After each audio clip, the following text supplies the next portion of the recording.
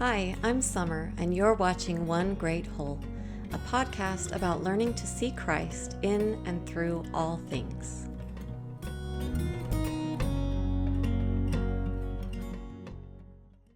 In the early 1960s, 12 psychology students were recruited to help with an experiment involving lab rats.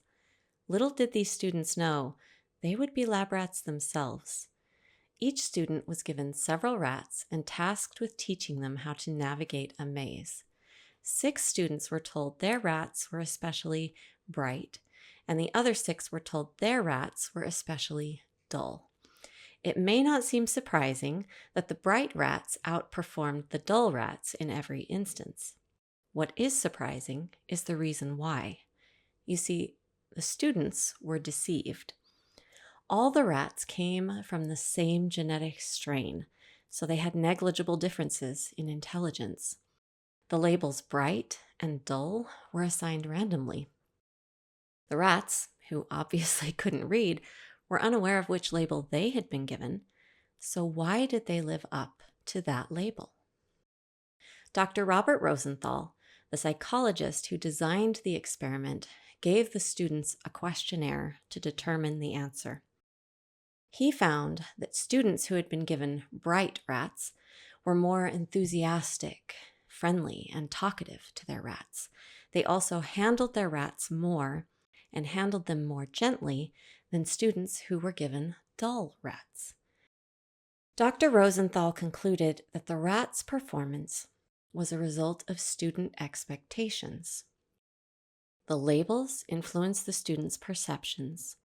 Their perceptions influence their expectations influence their interactions, and their interactions influence the rat's behavior. This and subsequent studies proved that nonverbal communication is as much a factor in shaping behavior as verbal communication.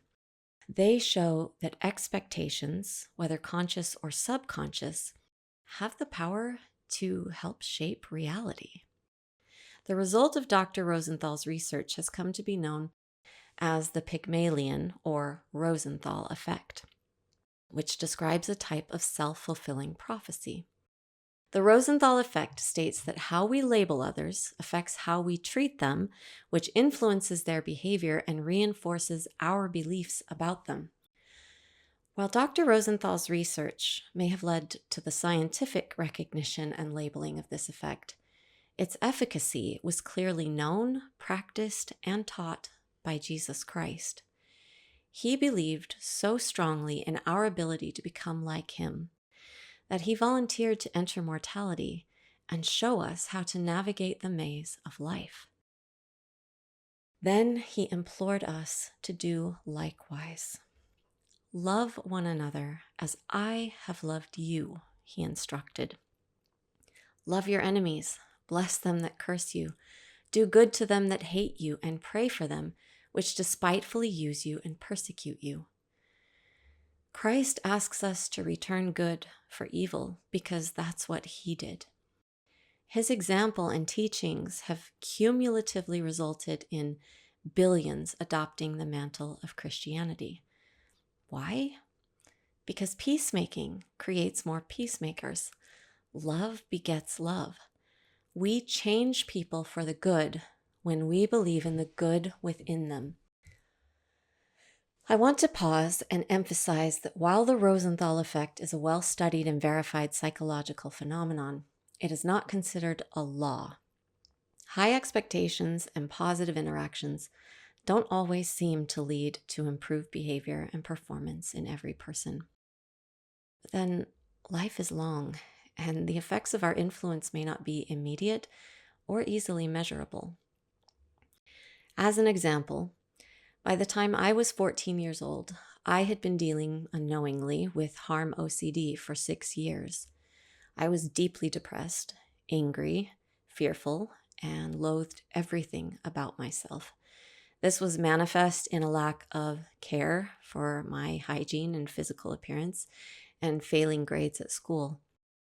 I rarely acted up in school, but I was obstinate if I decided I couldn't do something or didn't want to do something. It was in high school I first met Mr. K. Despite my greasy hair and sometimes grumpy or apathetic demeanor, Mr. K was annoyingly encouraging. He would ask me to comment during class, no matter how much I glared at him. He would try to strike up conversations in the hall about things I had said. He would schedule time to talk with me about my writing, where it excelled and where he knew I could improve, or just to ask about how I was doing.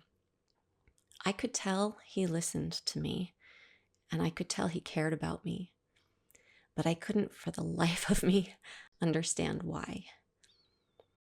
I was sometimes abrasive and often ungrateful for his encouragement and help.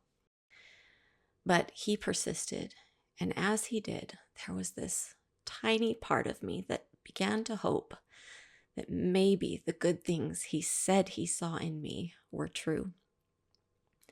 His high expectations conveyed through patient, kind, and loving interactions gradually changed me.